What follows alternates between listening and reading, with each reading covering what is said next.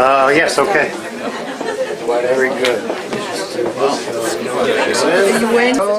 One more, please. Good, good. Thank you, thank you, thank you. Right here. Thank you so much. Thank you.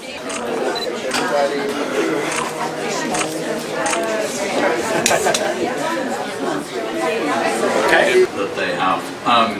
It's been a great discussion. We're going to open up the floor to questions and answers. Before I open up to the broader audience, I wanted to recognize Her Excellency Ambassador Sima Bahous, the permanent representative of the Kingdom of Jordan, as well as His Excellency Hassan Kaweh, the Minister of Youth of Jordan. And if either of you would like to take the floor, we would be most honored. Thank you. Thank you very much.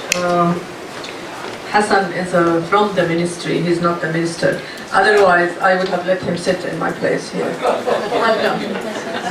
He's one of the youth also that we're very proud of, and he's participating in this. First of all, let me thank IPI very much, and all the speakers, including Her Excellency the PGA and the UNFPA and everyone on the table at the panel for a very enlightening speech. I was like Ms. Wyeth, frantically changing my notes as I heard everybody who was speaking. But I'd like to say that Jordan is very proud that we were the pen holders of the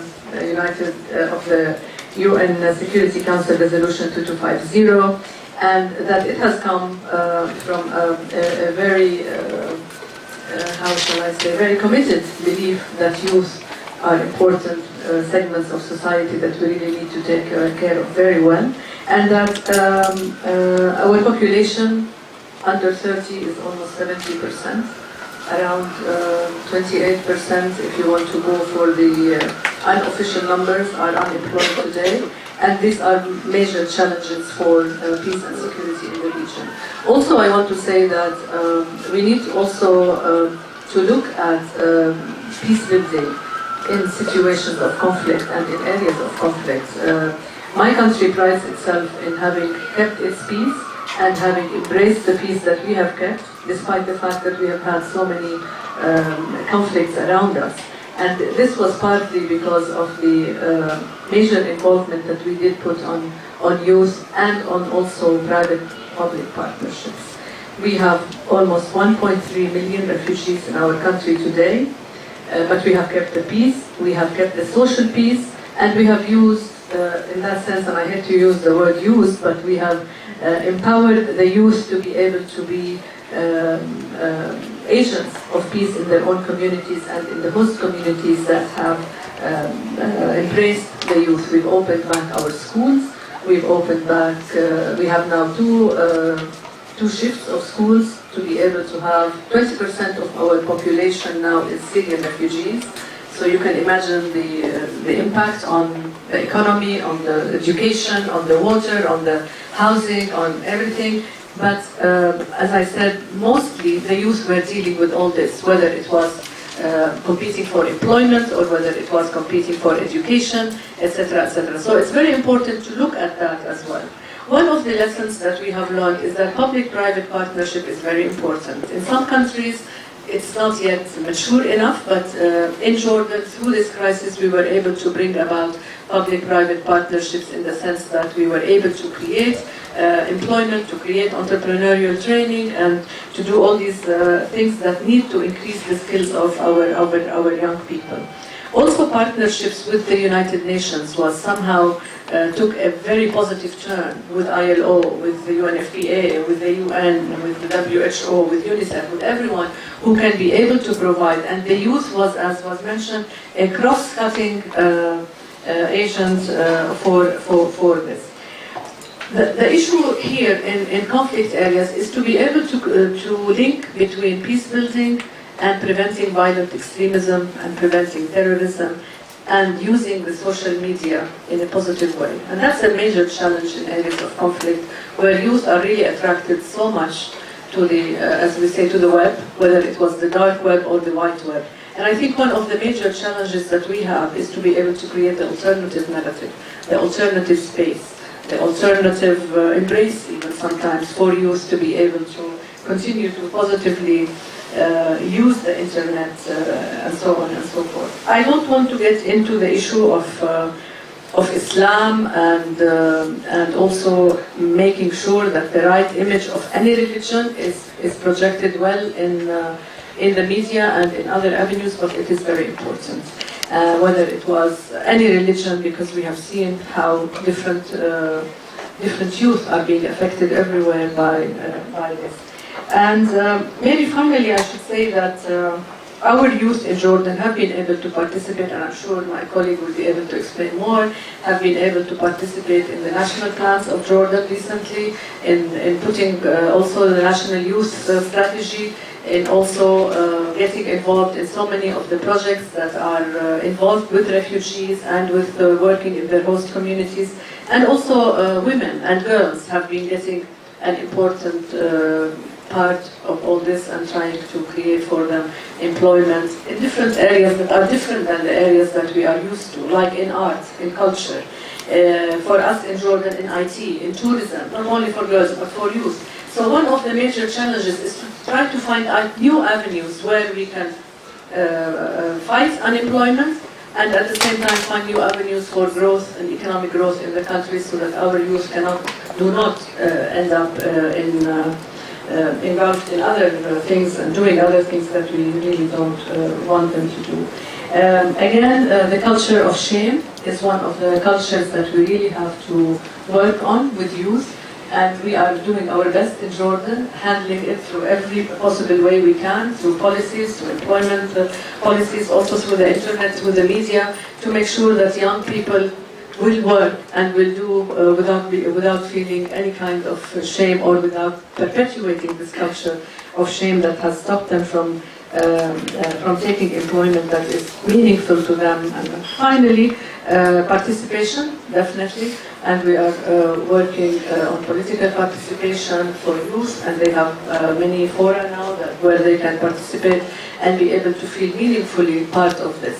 I'm not trying to sell my country, nor to say anything, but to just give a few examples on where the 2250 came from, how proud we are that it came to be. And I think also the Crown Prince who came and presented the Security Council resolution, our Crown Prince was the youngest person ever to address the UN Security Council, which for us was I know we don't like symbolic issues, but it was very symbolic how much we pay and we should present youth in all fora to the world that they are capable and they can do it, and that we give them the time of day to be able to participate. Again, thank you very much to all of you for taking on this agenda, and we wish all the luck to everyone, girls and boys, young men and women. And one day I hope that this issue of disaggregated data will be solved. Many years ago at the university, I mean still, I don't want to tell you when I was at the university last, but the issue of disaggregated data was on the agenda and it still is. So we need to work harder on making sure that. Thank you so much for it.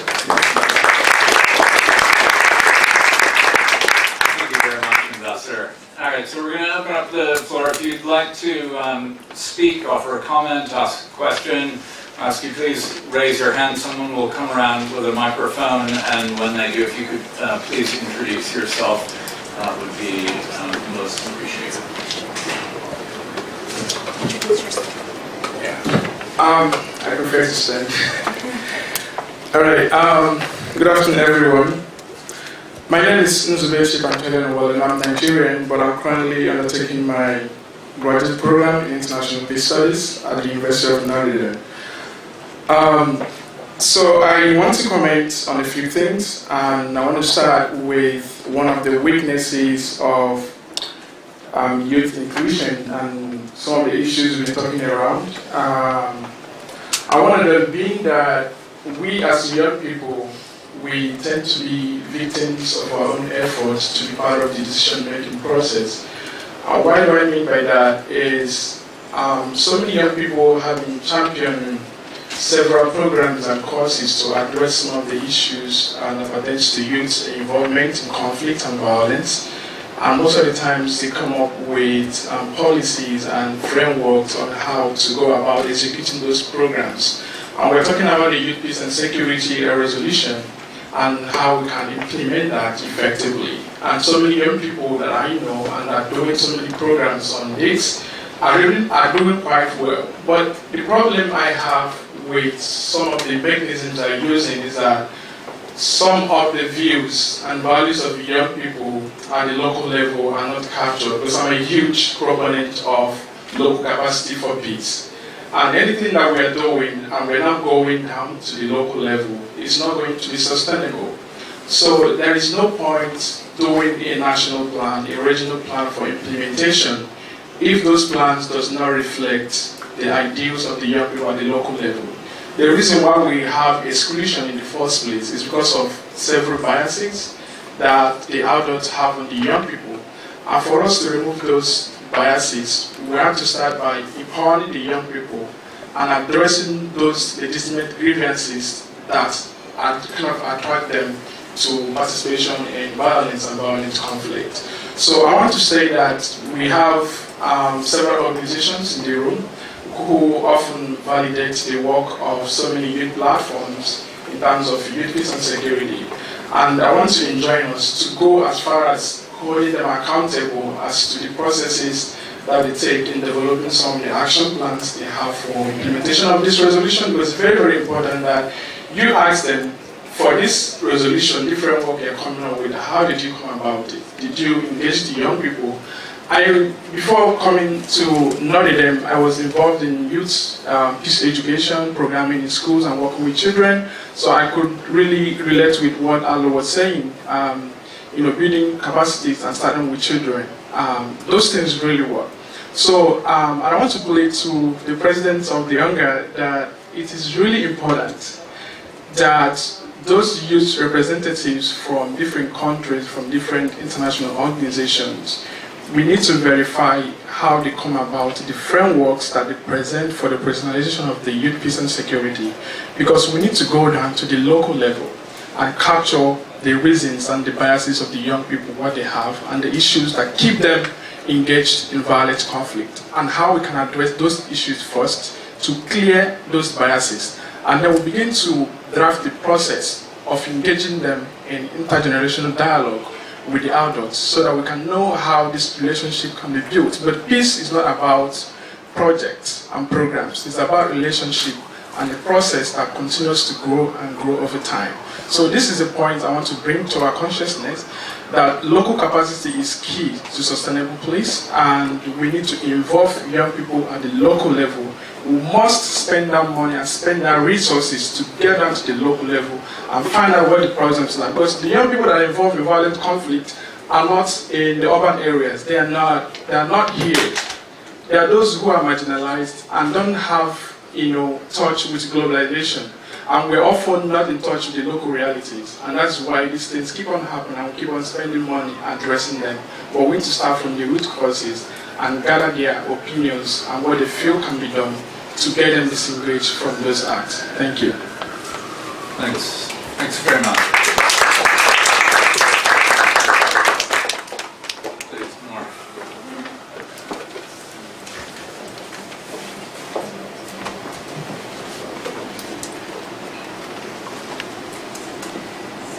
Hello, my name is Noor Solomon from Toronto, Canada. And I enjoy raising awareness about global injustices to assert peace. And I wanted to talk about how an organization I was involved with called Because I'm a Girl hosts behavioral meetings with an inclusive audience of all genders, educating on various issues affecting young women and the challenges they face in different countries, including stereotypes, child marriages, and sexual assault. The youth that are taking the initiative to attend these meetings and make themselves aware are developing peace for the next generation. However, while some youth try and maintain peace, a peaceful next generation cannot happen if the underlying issues of my generation are not urgently addressed. For example, there's a failure to acknowledge that sexual harassment exists amongst youth in high schools and outside the classroom every second of the day. Its lack of presence in the curriculum presents itself as a non-critical concern that does not need to be addressed. Harassment mainly happens on social media platforms, which other generations might not be able to relate to, but this does not diminish the problem. Sexual harassment is a lack of respect for others and awareness. Understanding each other will create peace. So I encourage everyone to talk to someone you don't usually talk to and find more about their values, culture, and religion in general. Returning to my earlier point about increasing awareness, participating in initiatives that foster basic respect and boundaries with gender, religion, and cultures will help solidify our generation and create peace within the youth. Once youth are empowered, they will empower future generations.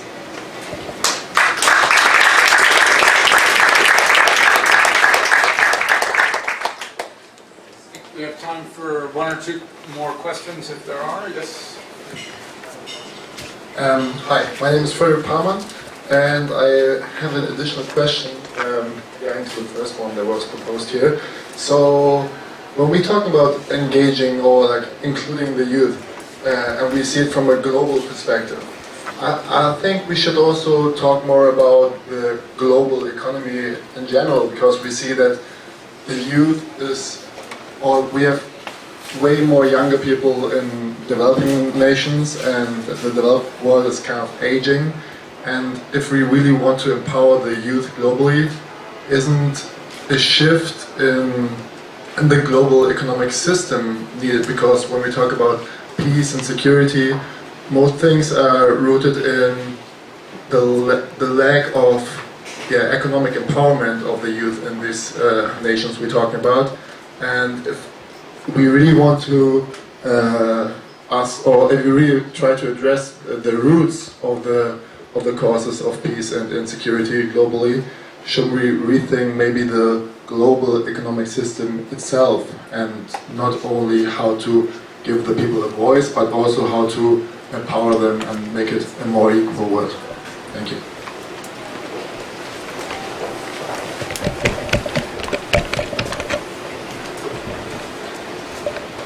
Hi, my name is Alex Workin.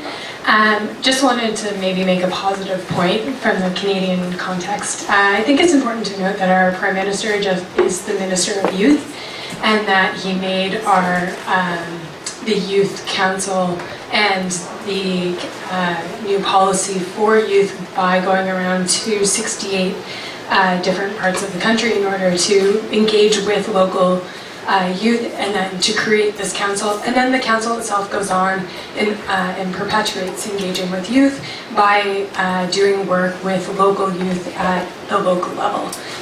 So just a little bit of positivity about Canada, and yeah. One last question. Yes, all right, let's come back to the panel then. Why don't we go in reverse order?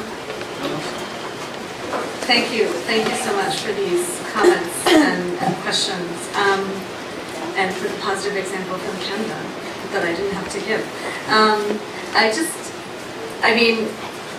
I think there are just some of the points that were made, I think just reinforce some of the points that I think Graham was making about the need for accountability in all of this and how we implement this. The need for us not to take this study and then go and design some solutions up here in like capital levels and then try to fund big projects. The point that peace is not a project. Its relationships are so well taken, and that a lot of the problems that youth are mobilizing in response to are massive problems, existential problems for human society, whether climate change, but the nature of the global economy is exactly another one. So I think these are really important points. That these are not little parochial interests that youth will then grow out of. These are massive problems that their generation, that the current generation is inheriting from my generation and ones behind. I think of myself a little in between, not necessarily the generation leaving the youth behind. But Nora, I also really think your points are so important, and go to some of what Graham was and a lot of others were saying in terms of the kind of the very gendered way that we talk about youth, and the real need to engage with issues of kind of toxic masculinity and the way that we talk about empowerment. I've been struck as my children get to be the age that I am allowing them to watch the films of my youth. Just how much I grew up as a Gen X, lover of John Hughes films, just in this like marinating in rape culture essentially. And so my son watched 16 Candles and was shocked that I would show him this movie, which he's found to be super rapey. And I thought, well, great. I think the next generation is learning about consent in ways that are important, and I hope that continues. So just thank you so much for those points. I don't have a lot to say. I mean, the one thing that really struck me throughout the study was the way in which youth, young people, young women and men connected the local to the global. That we tend to treat these as quite remote from each other, and very often young people were saying we act locally and our engagement is local, but our vision of the world is increasingly global, and we want to have we want to be seen and visible in that way. So, that said, I think the issue is about accountability and ownership, and the customized way in which we think about the meaning of these sorts of policy approaches when we implement them locally. So, one of the things I think we learned from the Women, Peace and Security agenda and from the process, and I think these were very connected agendas, was that sometimes national action plans became more taxing of limited capacity, became the object of the exercise themselves, became quite prolonged processes, and so we didn't want to make a recommendation that sort of said a national action plan should be the blueprint. That actually, I think the study focuses much more on cultivating the right coalitions and partnerships and interrelationships, which I think is a really interesting approach. It doesn't mean that a national action plan isn't an excellent way of moving forward in some countries. And I think already there are some great examples of where countries have grabbed this and moved forward and are thinking about that and are able to implement. There are other places where the wedge, the intervention point is much more focused, much more targeted, and it's how do you engage with that in a more complex environment and grow it from there as a sort of national agenda in order to make progress incremental and to make sure that it's locally owned and those sorts of things. So yeah, those are just the two responses I have to the comments. What I read most is comments rather than questions. Yeah, thank you. I think I want to address the Canadian comments, but also the comment made about the global economic system. And I think that is essentially what we're talking about, addressing climate change in real ways, shifting our energy systems and addressing it in a concrete way. And so there is significant efforts to be made in terms of changing our economic system to address environmental issues. And I do join you in your comments about the need for a review for the review of the global economic system. I wish I could have more to say about it, but I'm not in a position to do so. But about the Canadian context, I absolutely agree. I perhaps came off as a little critical of it, but it was essentially expressing what our youth organizations and our youth that we've consulted have said. And to add to that, the Prime Minister also is launching the youth policy in the coming months, and we will see how that looks like. And I think that the SDGs will be a central focus to that.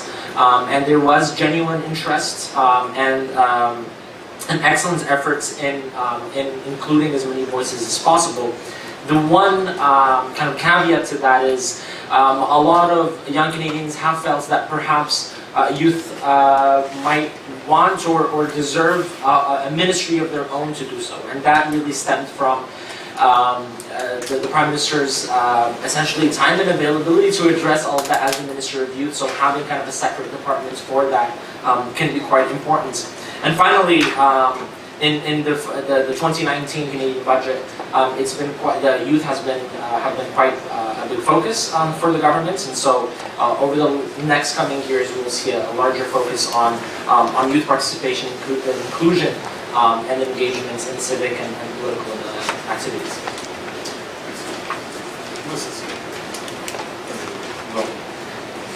Oui, moi, à ce niveau, j'aimerais bien parler sur le cas de mon frère du Nigeria. Et ce qu'il dit est vrai.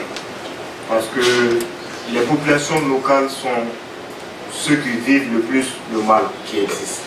Par contre, nous constatons que tout ce qui se passe, c'est-à-dire les financements et autres qui arrivent dans le pays, c'est d'abord au sommet et ensuite ça va en bas.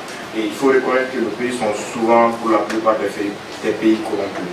Maintenant, pour que ce financement arrive au niveau bas, vous allez trouver que c'est déjà trop mince. Et là, l'argent ne pourra pas faire ce que ça doit faire. Et à ce niveau, déjà, au niveau local, nous avons déjà des associations, nous avons des organisations de la société civile qui mènent des activités bénévolement pour le retour de la paix. Moi, je dirais que les décideurs doivent vraiment s'appuyer sur ces associations pour mener des activités pour le retour de la paix. Et quand l'autre il dit qu'il va falloir revoir le système mondial, le système économique mondial, je dis que oui, c'est vrai, parce que chez nous, au Mali, la jeunesse n'a rien, c'est la force active, mais elle ne fait absolument rien. C'est les vieux qui ont de l'argent, mais ils n'ont pas la force motrice de pouvoir mener des activités. Et là, il va falloir revoir et créer des activités vraiment pour les jeunes, créer des fonds pour les jeunes, pour qu'ils puissent vraiment mener des activités. Et je le dis, je le redirai encore, pour que ces jeunes puissent être plus actifs, il va falloir les cibler et aller vers eux. Ce sont des personnes légitimes et il faut voir des personnes qui méritent également. Chez nous, on parle de jeunesse et autres, mais ok, est-ce que parce que chez nous, il y a des jeunes qui ont la capacité, il y a d'autres qui n'ont pas la capacité. Maintenant, il faut vraiment voir ceux qui ont vraiment cette capacité de pouvoir mener des activités, il faut les cibler et aller avec eux. Moi, je crois que c'est tout ce que j'ai à dire à ce moment. Merci. Great. Thanks so much to all of you. Please join me in thanking the panel and all of our speakers.